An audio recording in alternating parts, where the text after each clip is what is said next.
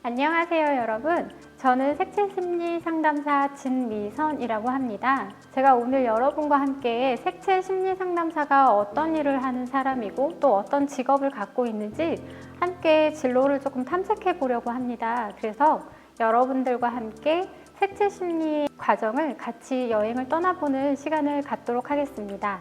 먼저 저의 직업인 스토리를 조금 여러분들과 함께 이야기를 나누려고 하는데요.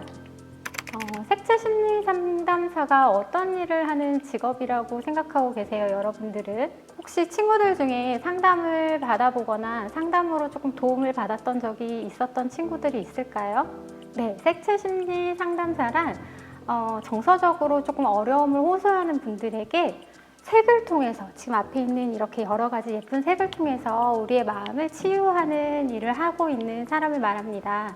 그래서 다양한 상담의 종류가 있겠지만 미술로 마음을 조금 같이 바라보는 사람들이 있는가 하면 또 색으로 저처럼 여러분들과 함께 이렇게 마음을 치유하는 일을 하고 있는 사람을 색채심리 상담사라고 합니다. 그리고 조금은 더 어렵고 전문적인 용어로 조금 설명을 드리자면 심리학과 상담학 그리고 색채심리를 기반으로 해서 색이 갖고 있는 그 이미지 안에 상징들을 저희가 조금 통해서 내담자가 실질적으로 겪고 있던 어떤 정서적인 어려움, 갈등, 트라우마를 해결하는 일을 하고 그 안에서 스스로 치유하고 성장할 수 있도록 돕는 일이 색채심리 상담사의 일이라고 할 수 있습니다. 자, 색채심리 상담사라는 직업에 있어서 이 직업이 가져야 되는 중요한 요소들이 몇 가지 있습니다. 어떤 것들이 있냐면 먼저는 인간의 존엄성과 편견에 대해서 중립적인 태도를 조금 가져야 될 것들이 있을 것 같아요. 그래서 내가 가지고 있는 신념이나 관념으로 저 사람은 이런 사람일 거야, 아니야 이 사람은 이런 사람일 거야 라고 판단하면 실제적으로 상담하는 데는 굉장히 어려움을 겪을 수 있습니다. 그렇기 때문에 편견 없이 바라볼 수 있는 힘이 조금 필요할 것 같고요. 인간에 대해서 궁금함이 조금 있어야 되겠죠. 이런 여러 가지 궁금함과 탐구하는 마음이 조금 있어야 될 것 같고요. 그리고 그런 사람들에 대해서 조금 포용할 수 있는 이해력이 조금 필요하고요. 상담사가 가장 중요하게 가져야 될 요건 중에 하나는 바로 진정한 경청과 공감입니다. 우리도 그럴 때 있잖아요. 조금 속상한 일이 생겨서 친구한테 나 이래서 너무 속상해. 시험 점수가 이거밖에 안 나와서 너무 기분이 나빠. 엄청 열심히 공부했는데 라면서 어떤 하소연을 할 때 옆에 친구가 너 진짜 그랬겠다 이렇게 이야기해주면 우리가 굉장히 기분이 좋아질 수 있고 위로를 받지만 되게 듣는 둥 마는 둥 하면 우리도 기분이 좀 상할 때가 있잖아요. 그래서 상담사가 제일 중요하게 가져야 될 요소는 경청과 진정으로 공감해주는 태도가 필요할 것이고요. 그리고 개인적으로 제가 중요하게 생각하는 것은 이 난노잉의 자세입니다. 내가 알고 있지 않다라는 자세를 갖는 것. 우리가 상담 현장에서 보면 상담사가 있고 상담을 받으러 오시는 내담자가 있어요. 그 내담자에 대해서 상담사가 편견을 갖는 것이 아니라 그런 분들에 대한 듣는 보고들을 내가 모르고 있다.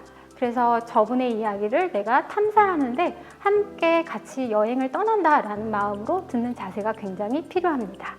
그리고 마지막으로 상담사에게는 굉장히 민감하고 예민한 부분들이 있어야 해요. 내담자가 이야기하는 어떤 부분을 놓치지 않고 민감하게 반응할 수 있는 부분과 또 그런 부분에 대한 분석력이 조금 필요하겠죠. 지금 앞에 이야기했던 모든 부분들이 상담사가 가지고 있어야 되는 중요한 요건이고 이 직업에는 필요한 요소라고 볼 수 있습니다. 색채심리 상담사라는 직업을 갖기 위해서 여러분들이 어떻게 진로를 정말 선택을 해야 될지 이번에는 조금 더 직접적으로 같이 이야기를 나눴으면 좋겠습니다. 그래서 아직 우리 친구들이 중학생이기 때문에 고등학교, 대학교를 진학할 때 정말 내가 상담사라는 직업을 선택하고 싶다라고 할 때 어떤 진로가 나한테 조금 도움이 될지, 만약에 인문계열로 여러분들이 선택을 하게 된다라고 하면 인문계열의 고등학교에 진학하게 될 것이고, 대학은 당연히 심리 전공에 어떤 것을 진학을 하겠죠. 심리학과나 요즘에는 뭐 예술치료학과나 기타 등등의 심리적인 부분을 같이 공부할 수 있는 학과에 진학을 하게 되고요. 그 이후에 대학원 과정, 그리고 대학원에서 공부를 하고 심리 관련된 어떤 전공을 공부한 후에 자격 과정이 조금 필요한 부분이 있습니다. 그래서 저처럼 색채 심리 상담사를 하든 뭐 미술 심리 상담사를 하든 음악 심리사를 하던 그 주요 항목에 필요한 자격 과정들이 있기 때문에 그 자격 과정을 취득하시고 또 많은 수련을 하셔야 되는 것이 가장 중요한 부분이라고 생각을 해요. 제가 실제로 여러분들은 아직 중학생들이기 때문에 진로에 대해서 고민을 하고 있지만 실제로 대학원도 다 졸업하시고 상담사가 되기 위해서 슈퍼비전이라는 것을 받으러 오시는 분들이 있어요. 내가 상담사가 되기 위해서 임상을 하면서 지금 잘하고 있는지 코칭을 받기 위해서 오시는 분들이 있는데, 그런 분들께 꼭 드리는 말씀 중에 한 가지는 내가 상담을 잘 하는 것도 중요하지만 나의 상태가 어떤지를 아는 것이 가장 중요하다. 그래서 나의 상태가 어떤지 알고 내 내담자를 바라볼 수 있게 이렇게 자기 분석도 하고 수련을 하는 시간이 꼭 필요합니다. 그리고 만약 인문계열로 내가 진학을 하지 않겠다라고 할 경우에는 그럼 상담사가 될 수 없냐? 그렇지 않죠. 타 계열로 선택을 할 때는 인문계열이든 자연계열이든 여러분께서 고등학교를 진학하시고 대학을 타전공을 하셨어도 대학원에서 심리 관련된 대학원을 진학하실 수 있고, 앞전에 말씀드렸던 것처럼 관련 자격을 공부하시고 그 이후에 여러 가지 과정에 대한 임상 실습을 하시면 충분히 좋은 상담사가 될 수 있습니다. 저 같은 경우는 사실은 처음부터 상담을 전공하지는 않았습니다. 저는 디자인 전공을 했기 때문에 대학에서는 그림을 그렸었고, 사실은 여러분들이 잘 알고 있는 여기 자전거가 있는 로고에 회사를 제가 다녔었습니다.